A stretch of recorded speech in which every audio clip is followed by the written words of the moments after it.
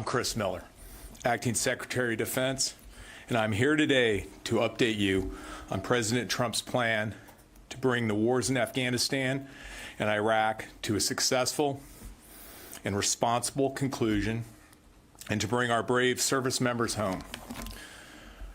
From Kabul to Kandahar and from Mosul to Fallujah, hundreds of thousands of America's finest sons and daughters who selflessly answered the call to serve in the Army, Navy, Air Force, Marine Corps, and Coast Guard have brought us to this point. Their efforts and sacrifice will go down in history as epitomizing the strength, commitment, and empathy of a force that is unlike any the world has ever seen. Just last night, I joined Vice President Mike Pence and Chairman of the Joint Chiefs of Staff, General Milley, to attend the dignified transfer of 5 American soldiers who perished on duty in the Middle East. This was a somber and humbling moment that reminded us of the tremendous sacrifices made by the men and women of the United States military in service of freedom and security. Our armed forces take an oath to support and defend the Constitution of the United States. They serve not for personal gain, but for the protection and well-being of their fellow Americans and their homeland. They are champions for peace, liberty, and the rule of law, and unrelenting when called upon to defend our people and our values. We owe them and their loved ones an enormous debt of gratitude. This is why I'm enormously blessed and privileged to stand before you today to outline the next phase of our campaign to defeat terrorists who have perpetrated attacks on our homeland, including those who help and harbor them, and to prevent future acts of terrorism against our nation. We owe this moment to the many patriots who made the ultimate sacrifice and their comrades who carry forward their legacy. Together, we have mourned the loss of more than 6,900 American troops who gave their lives in Afghanistan and Iraq, and we will never forget the more than 52,000 who bear the wounds of war and all those who still carry its scars, visible and invisible. In light of these tremendous sacrifices, and with great humility and gratitude to those who came before us, I am formally announcing that we will implement President Trump's orders to continue our repositioning of forces from those 2 countries. By January 15th, 2001, I clearly am thinking of where this started in 2001. By January 15th, 2021, our forces, their size in Afghanistan, will be 2,500 troops.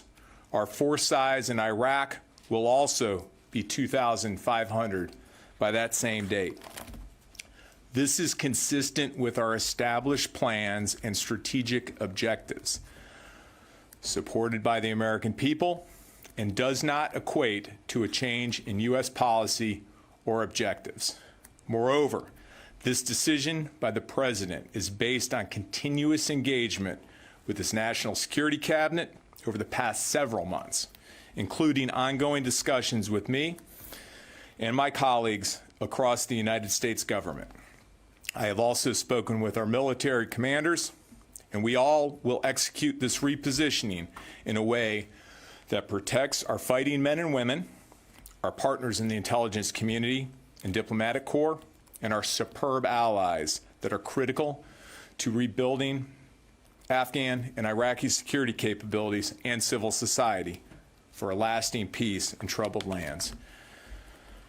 And just this morning, I spoke with key leaders in Congress, as well as our allies and partners abroad, to update them on these plans in light of our shared approach. We went in together, we adjust together, and when the time is right, we will leave together. One of my calls was to NATO Secretary General Stoltenberg.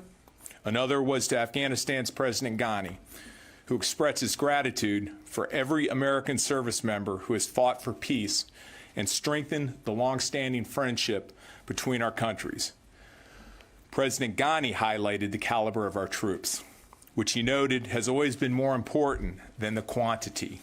We continue to stand with him as his government works toward a negotiated settlement for peace.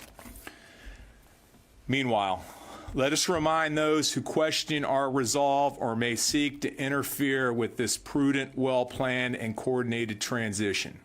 The United States Armed Forces remain committed to protecting the safety and security of the American people and supporting our like-minded allies and partners worldwide.